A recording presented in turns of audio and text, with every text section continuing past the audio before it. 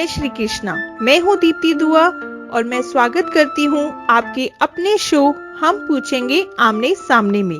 तो चलिए मिलते हैं प्रोमिला गुप्ता जी से हमारे पार्ट 1 में। खुश रहिए, मस्त रहिए, स्वस्थ रहिए और हमारे साथ बने रहिए।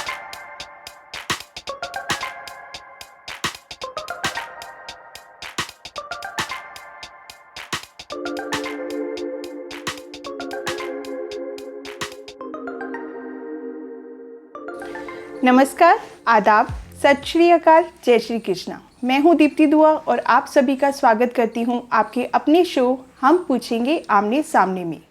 आज के शो की शुरुआत हम करेंगे एक प्यारी सी मुस्कुराहट के साथ। मुस्कुराहट इसलिए नहीं कि ज़िंदगी में दर्द कम है, मुस्कुराहट इसलिए कि ज़िंदगी से ना हारने का वादा है। और ऐसी ही मुस्कुराती खिलखिलाती शख्सियत से आज हम आपको रूबरू कराएंगे और वो है प्रोमिला गुप्ता जी। नमस्कार। ये सीनियर डिविजनल सेफ्टी ऑफिसर है जो नदर्न रेलवे के अंबाला डिवीज़न में अपनी सेवा दे रही हैं। और इतना ही नहीं, इन्होंने एक किताब भी लिखी है जिसका नाम है how I became the universe, मैं ब्रह्मांड कैसे बनी, जो काफ़ी प्रेरणादायक है और लोगों ने उसकी काफ़ी सराहना भी की है और ये अपनी अगली किताब में भी काम कर रहे हैं। तो प्रोमिला जी, सबसे पहले मैं अपनी सतीश खेत्रपाल सेवा सदन की पूरी टीम की ओर से और अपने व्यूअर्स की तरफ से तहे दिल से शुक्रिया करूंगी कि आपने इतने व्यस्त जिंदगी के सफ़र में कुछ समय हमारे शो के लिए निकाला। बहुत बहुत शुक्रिया और स्वागत। Thank you. तो मेरा पहला सवाल है कि आपने अपनी बुक का टाइटल लिखा how I became the universe, मैं ब्रह्मांड कैसे बनी। ब्रह्मांड मतलब परमात्मा का मूल स्थान, ब्रह्मांड पाना, परम आनंद की अनुभूति को अनुभव करना। इतनी व्यस्त जिंदगी के सफ़र में आपने ये सफ़र कैसे किया? दीप्ति जी, मैं पहले तो आपका भी धन्यवाद करना चाहती हूँ कि आज आप मेरे पास आई और मुझे इस लायक समझा कि मैं कुछ बोलूँ। और आपका जो ये सवाल है पहला, ये मेरे लिए बहुत ही जिसे कहेंगे कि इम्पॉर्टेंट सवाल है और मैं बहुत खुश हूँ इसका जवाब मुझे देने का मौका मिल रहा है। मैं ब्रह्मांड कैसे बनी, इसमें मैं पहले एक चीज़ क्लियर कर दूँ, मैं अपनी ब्रह्मांड बनी हूँ जी। ये नहीं कि मैं सबकी ब्रह्मांड बनी हूँ, क्योंकि हम सब अपने अपने ब्रह्मांड हैं। बिल्कुल। तो परमात्मा का मूल स्थान है ब्रह्मांड और परमात्मा का मूल स्थान हमारा मन भी है। बिल्कुल। तो आप ये समझ लीजिए, मैं ब्रह्मांड कैसे बनी का अर्थ केवल इतना सा है कि मैं अपने मन से कैसे मिली, क्योंकि हमारे परमात्मा हमारे मन में है, तो हमारा ब्रह्मांड भी हमारे मन में ही है। बिल्कुल। और हम अपने आप से ही दूर होते हैं, अपने मन से ही दूर होते हैं।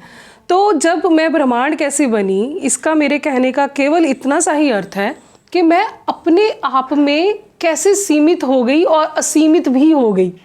मैं हो गई अपने में सीमित और मुझे दूसरों की किसी भी चीज़ से उतना वास्ता नहीं रहा जितना पहले था। और अब मैं अपने में ही असीमित हो गई क्योंकि मेरे को अपने अंदर भगवान के साथ साथ खुद भी बहुत कुछ मिला। तो ये जो अर्थ है इस लाइन का कि मैं ब्रह्मांड कैसे बनी, तो मैं यही कहना चाहूँगी, हम सब अपने अपने ब्रह्मांड होते हैं और हम सब अपने अपने ब्रह्मांड बनते हैं अगर हम चाहें।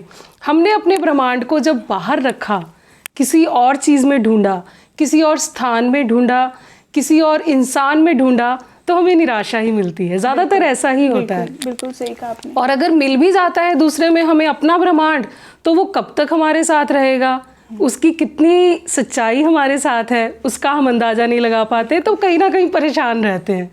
जब मैं अपना ब्रह्मांड बनी, जब मैंने मेडिटेशन स्टार्ट किया, वो भी एक कहानी है कि वो कैसे स्टार्ट हुई मेरी ज़िंदगी में, क्योंकि उससे पहले तक मुझे मेडिटेशन या इन चीज़ों में ज़्यादा जिसे कहें फेथ ही नहीं था। मुझे लगता था कुछ नहीं है, सारी प्रॉब्लम्स ऐसी ही रहेंगी, ज़िंदगी में यही समस्याएं रहेंगी, छोटे छोटे इश्यूज़ रहेंगे, घबराहट रहेगी, परेशानी रहेगी, कुछ जल्दी जल्दी ठीक होगा नहीं। तो उसको मैंने ऐसे ही एक्सेप्ट कर रखा था।